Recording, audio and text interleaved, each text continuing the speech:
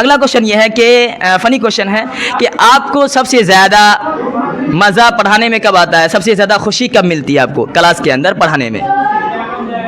सबसे ज़्यादा पढ़ाने में खुशी ये तो आप भी समझ सकते हो और आम इंसान भी समझ सकता है कि जैसे मैं मैथ का टीचर हूँ तो ख़ास करके मैं एग्जांपल ही दूंगा कि जैसे कोई अगर मज़दूर है, वो अगर दीवार पर पेंट कर रहा है और अगले दिन आकर फिर उसी जगह पेंट कर रहा है, फिर अगले दिन आकर उसी जगह पेंट कर रहा है और अमूमन देखा जाए तो एवरीडे वो उसी जगह पेंट कर रहा है, वो आगे बढ़ ही नहीं रहा है, तो इसका मतलब ये हो जाता है कि या तो उस मज़दूर में कमी है, या तो जिस पर वो पेंट कर रहा है जिस दीवार पर उस दीवार में कमी है, या तो जिस रंग से पेंट कर रहा है उस रंग में कमी है। ठीक है, तो देन अकॉर्डिंग टू अगर समझा जाए कि मैंने क्लास लिया वन क्लास लिया, मैंने एक क्लास लिया बच्चे का, मैंने जो सबक बच्चों को दिया, जो मैंने सबक पढ़ाया बच्चों को, अगले दिन नेक्स्ट डे अगर बच्चा उस चीज़ को कंप्लीट करके कंप्लीट प्रिपेयरिंग कंडीशन में अगर मेरे सामने मौजूद होता है और मौजूदा हालत उसकी अगर ये समझ में मुझे आती है कि बच्चा प्रिपेयर हो चुका है जो सबक मैंने पिछले टाइम दिया था, तो फिर अगले टाइम नए सबक को उस पुराने सबक से जोड़ने में ज़्यादा मज़ा आता है। चलिए सर, थैंक यू। अगला क्वेश्चन ये है कि बहुत सारे बच्चे अभी आपके पीछे में हैं और वो टेस्ट दे रहे हैं अभी, है ना, मैथ सब्जेक्ट ही, तो बहुत सारे बच्चे हैं, हर एक का अलग अलग ड्रीम होता है, कोई डॉक्टर बनना चाहता है, कोई इंजीनियर, कोई अलग अलग बनना चाहता है, लेकिन ऐसे स्टूडेंट हैं जो टीचर बनना चाहते हैं, तो एक बेहतरीन टीचर बनने के लिए क्या क्या ज़रूरत है, क्या क्या करना चाहिए? नहीं, बेहतरीन टीचर वाली बात से पहले मैं ये बताना चाहूँगा, चूँकि ये संदेश जो है ये जन जन तक जाएगी, सभी लोगों तक जाएगी। टीचर बनना हो या इंजीनियर डॉक्टर बनना हो, ये एक अलग मायने रखता है, ये एक अलग वे है। सबसे पहले अगर मैं या आप या दुनिया के कोई भी शख्स अगर पढ़ाई कर रहे हैं तो सबसे पहले उसे सिविलाइज्ड हो जाना चाहिए, उसे सभ्य होना चाहिए, उसे अपनी संस्कृति को समझना चाहिए, सभ्यता को समझनी चाहिए।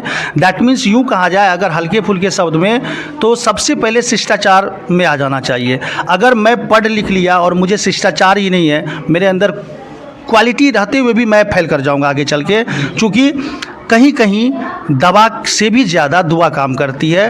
दैन अकॉर्डिंग टू बच्चे अगर पढ़ रहे हैं, बच्चे में अगर शालीनता नहीं आई, बच्चे में अगर शिष्टाचार नहीं आया, तो उस बच्चे के कारण उनके पेरेंट्स भी बदनाम, जिस टीचर ने उसे पढ़ाया वो टीचर भी बदनाम, और जिस संस्था में वो बच्चा पढ़ रहा था वो संस्था भी बदनाम हो जाता है। तो सबसे पहले शिक्षकों को बच्चों के उस पॉइंट पर काम करनी चाहिए जो पॉइंट उसका वीक जा रहा है, कमज़ोर जा रहा है। अब आपका सवाल था, आपका सवाल मुझे याद है, आपका सवाल था कि बच्चे जो पढ़ाई कर रहे हैं वो कौन से फैकल्टी को चूज करें या कौन से रीजन से वो पढ़ाई करें, या वो टीचर बन जाए पढ़ के, या वो इंजीनियर बन जाए, डॉक्टर बन जाए।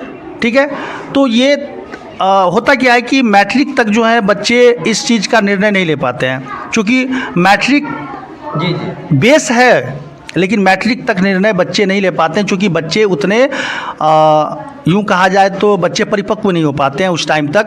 बच्चे जब आउट ऑफ मैट्रिक चलते हैं, मैट्रिक करके जब आगे निकलते हैं, जब बात आती है इंटर की, जब वहाँ पर शिक्षकों द्वारा उसे बताया जाता है, फैकल्टी का नॉलेज दिया जाता है कि आप अगर कॉमर्स फैकल्टी से अगर आप इंटर कर रहे हो तो आप किस क्षेत्र में जाओगे, आप साइंस फैकल्टी से कर रहे हो तो किस क्षेत्र में जाओगे, या आप आर्ट्स फैकल्टी से कर रहे हो तो किस क्षेत्र में जाओगे।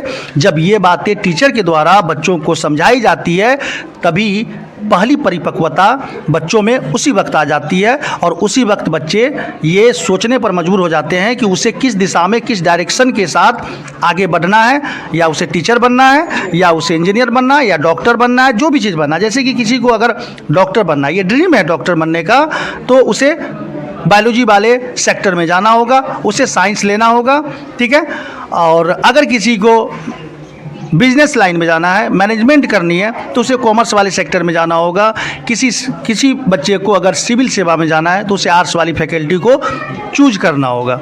इस तरीके से बच्चे अपनी अपनी फैकल्टी के अकॉर्डिंग वर्क करते हैं, आगे बढ़ते हैं, फिर अपना ड्रीम को वो फतेह करते हैं। सर ये क्वेश्चन शायद आपके लिए प्राइवेसी हो सकता है। क्वेश्चन ये है कि आपके आदर्श है यानी कि आपके रोल मॉडल कौन है, आप क्या बता सकते हैं ऑन कैमरा? आबिल पाकिर जैनुल आबदीन अब्दुल कलाम आज़ाद मेरे रोल मॉडल बहुत पहले से हैं। मैं आज आसमां में हूँ। मैं जब परिपक्व हुआ था, मुझे जब समझ में आया था, ठीक है, तो उसी वक्त से मेरे रोल मॉडल, आज के समय में तो बच्चों का रोल मॉडल तो आप समझ ही रहे हैं कि किस किस टाइप के लोग हो जाया करते हैं, ठीक है।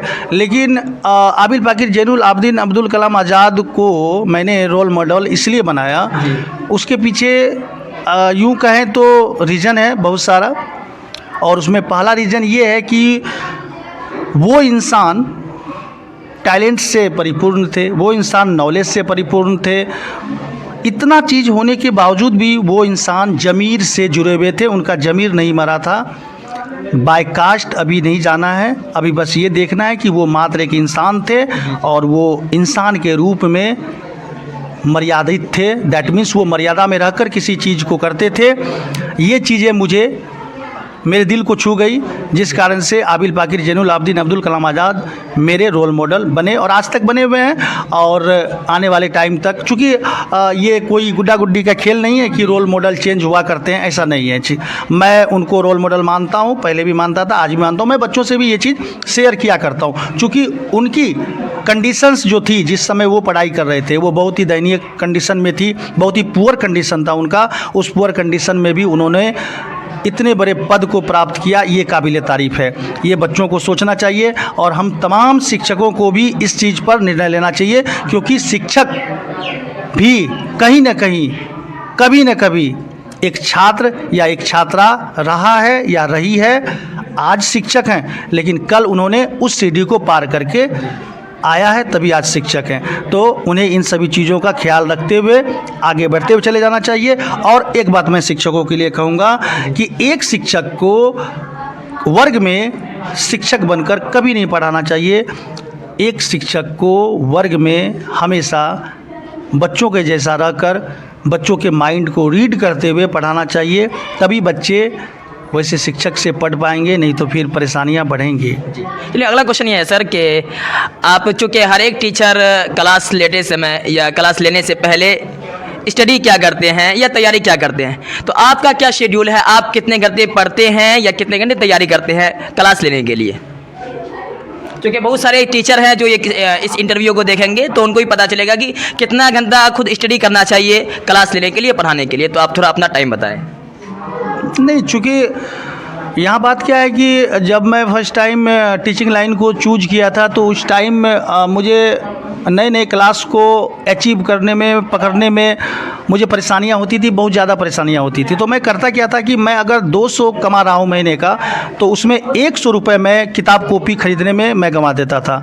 मेरे पास अभी हज़ारों की संख्या में बुक्स होगी। मैथ्स के ही अगर बुक की बात कर ली जाए तो बहुत सारे राइटर के, जैसे R.D. शर्मा, जैसे आप भारती भवन पैटर्न का ले लें या SF ले लें, स्टूडेंट फ्रेंड्स का, ठीक है, S. चंद्रा का ले लें। तमाम जितने भी राइटर्स हैं, जो अच्छे अच्छे राइटर्स हैं जिनकी बुक काफ़ी मार्केट में पॉपुलर है, वो सारे बुक्स हमारे पास उपलब्ध आपको मिल जाएंगे। क्योंकि मैंने उन सभी बुकों को काफ़ी बारीकी से स्टडी किया है, काफ़ी अध्ययन किया है। क्योंकि जब मैं नए क्लास में ज्वाइन होता था, नए क्लास को कैच करता था, नए क्लास को जब मैं पकड़ता था पढ़ाने के लिए, तो जब मैं पढ़ा रहा होता था तो मुझे ऐसा फील होता